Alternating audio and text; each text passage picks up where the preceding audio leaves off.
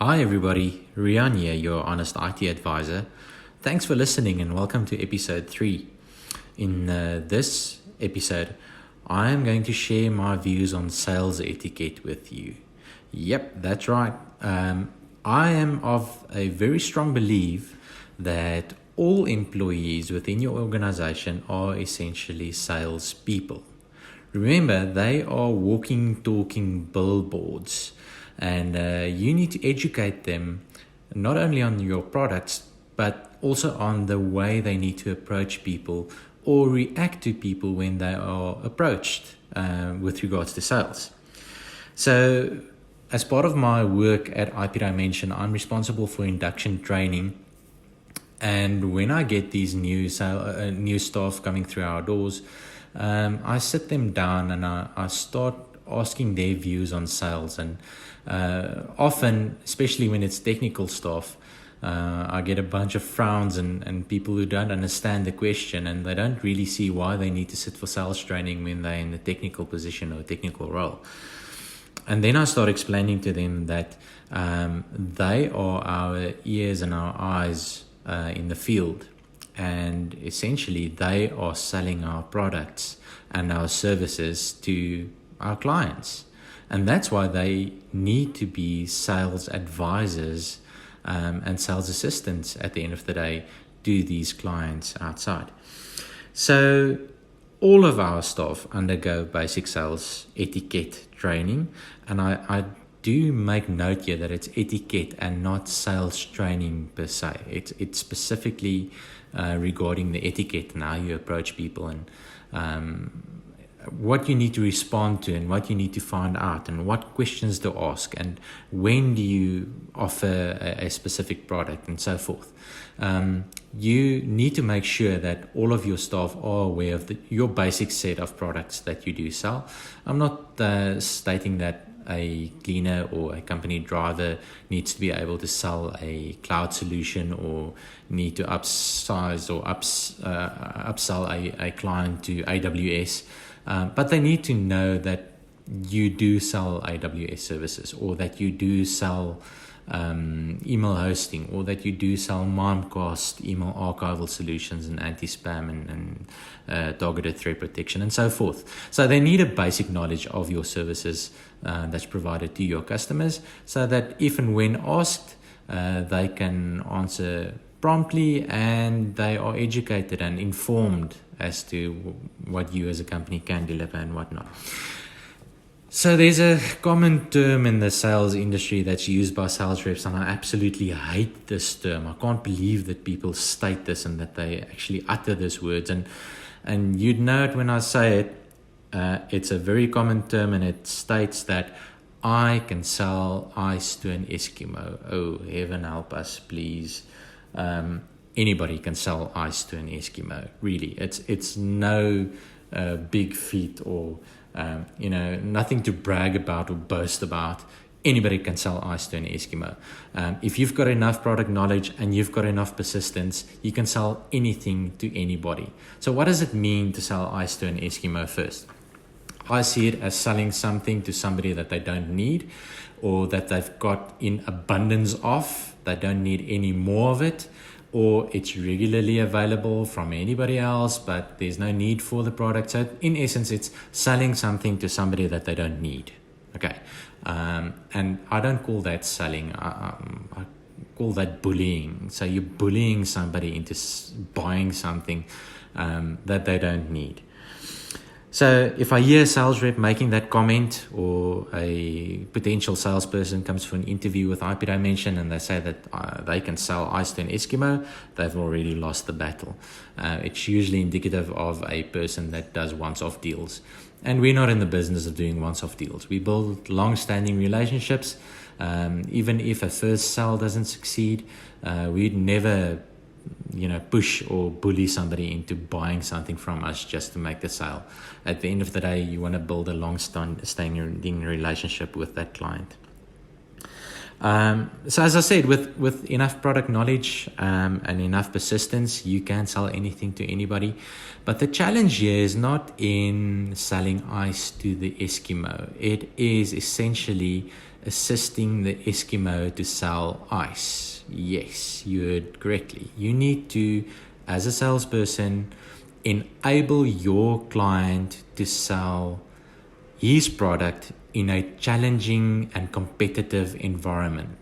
Look, so everybody's trying to do business, everybody's trying to make a buck.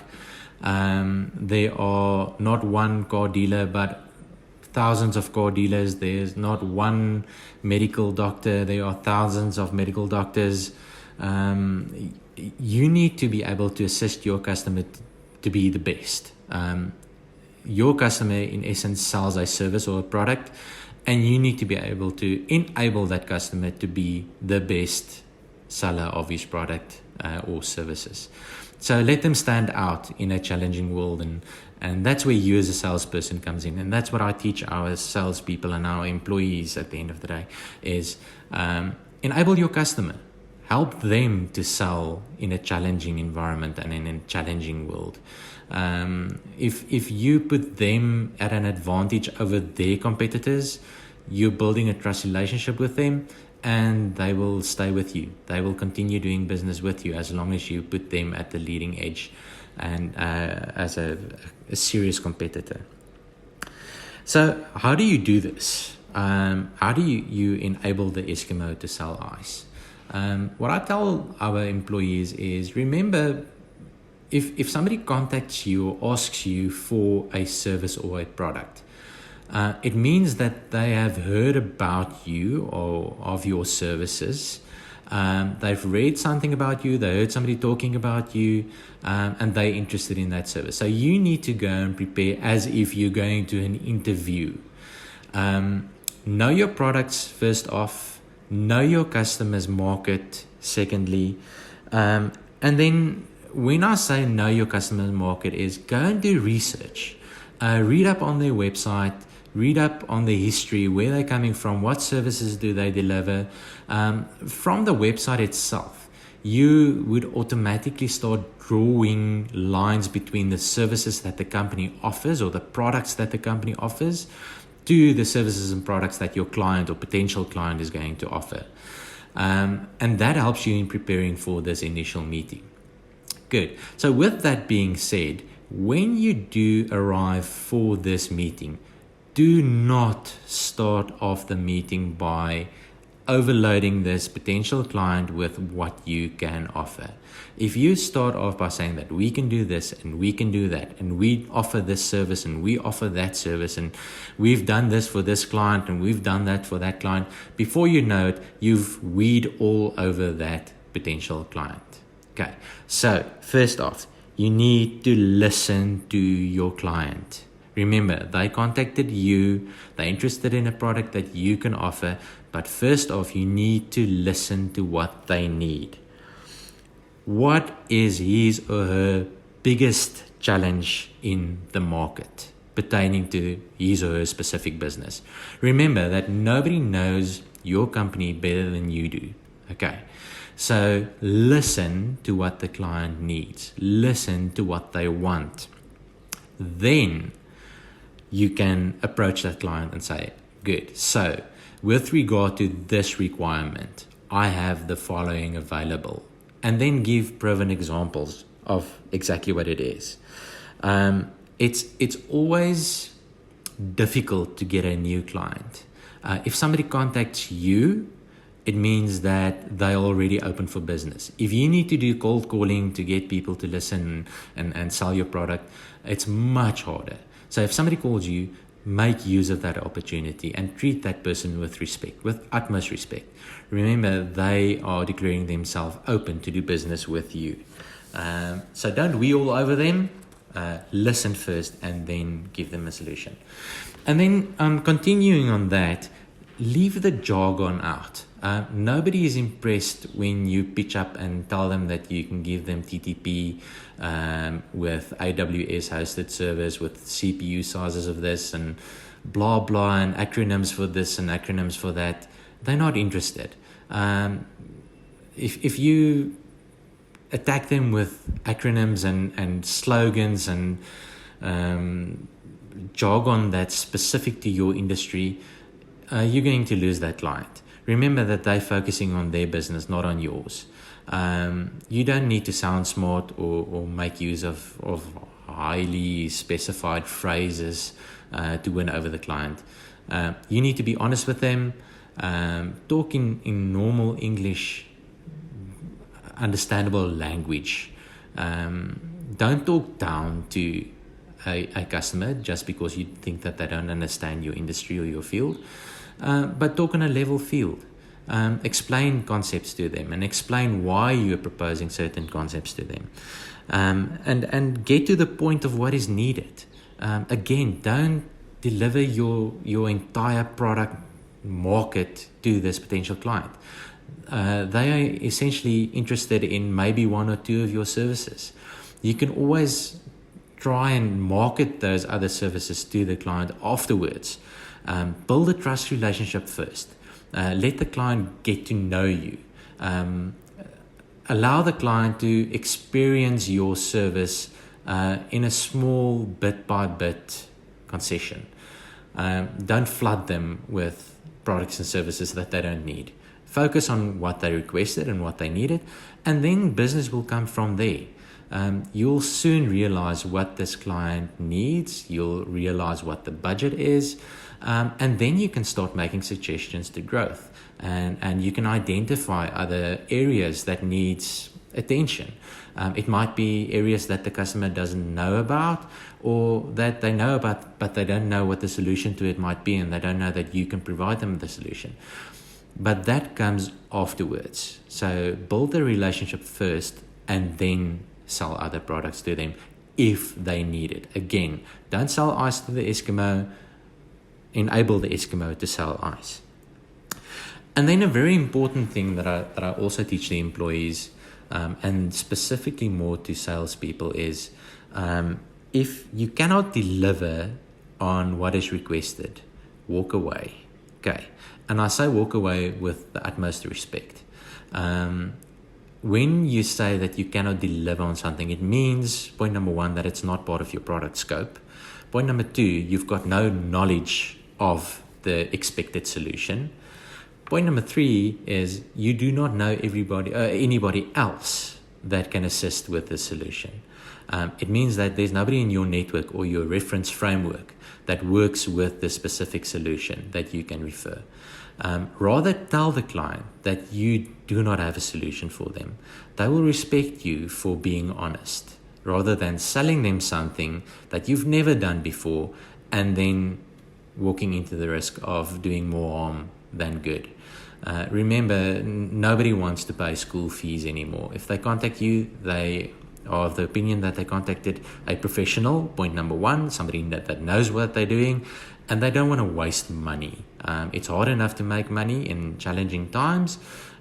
You need to be prepared for giving them a solution that works. So rather walk away if you don't have a working solution, and then when you walked away, follow up afterwards and do research.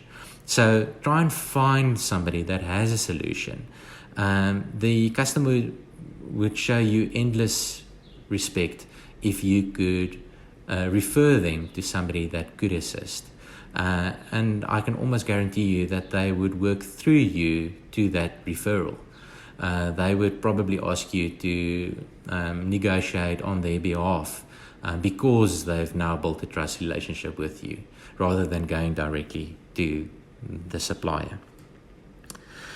And then ask for a review. So whether you've made a sale or haven't made a sale, ask the potential client to review the process. If it's a bad review, then you learn from it. It's always a good thing to learn from your mistakes and to take that to your next meeting. Prepare for your next meeting by revisiting your previous meeting. I tell the employees often that if you don't make a sale, it's not a bad thing. You need to remember that you learn from every visit. Again, it's like an interview that you're attending. So you learn from that visit and you learn what clients need, and you take that to your next meeting. You prepare better for the next meeting. And at the end of the day, you're never going to be perfect because all markets differ. But you would draw similarities between markets, and that is what makes a good salesperson, is when you can focus on the client first and then on the solution and on the product. So build that client relationship first. So, in a nutshell, let's recap what we've discussed. Before going to a meeting with a potential client, prepare as if you're going to an interview. So do your due diligence, proper research on the market, on the specific client within the market, and on the challenges within that market. Point number 2, listen. Do not wheel over your customer. Right. So you need to understand their needs first. Point number 3, know your potential client's industry. So know what you're talking about. Before you sell something to that person, know that it is going to work within their market or their industry sector. Point number 4, walk away if you cannot deliver. They will respect you if you rather walk away and refer them to somebody else, or do research, or make sure that they are assisted with what they need. But if you cannot do it, if you cannot guarantee 100% that it's going to work, then walk away. Point number 5, communication is key. Follow up after every meeting. Even if you didn't make the sale, follow up. Make sure that potential client found a solution to their needs and found a solution to their problems. Even if it's not through you, they would appreciate that you do follow up, and that might build future business. If they've got your number, they might just phone you again. So that was my view on sales etiquette, and I would really love to get your feedback and your comments on it. So be sure to send me an email to marketing@ipdimension.net. That's marketing at IP for Peter, dimension without the S at the end, .net. It comes directly to my mailbox, and I'm looking forward to your feedback. So if you agree with me, great. If you don't agree with me, excellent. I would like to get your reviews on this and to get your views as well. I learn from views from other people. Great. Thanks for listening.